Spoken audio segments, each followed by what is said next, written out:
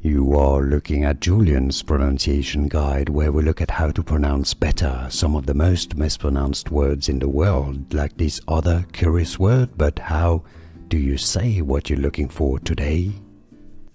Let's learn how to pronounce this word from French that is also used in English. So we're going to look at how it's originally pronounced in French and how to pronounce it in English. It's literally from French, means segmented, when something has partitions in between different elements.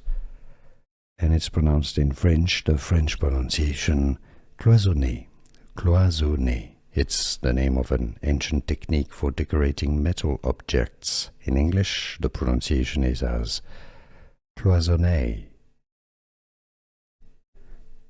Let's learn how to pronounce this word from French that is also used in English. So we're going to look at how it's originally pronounced in French and how to pronounce it in English. It's literally from French, means segmented, when something has partitions in between different elements.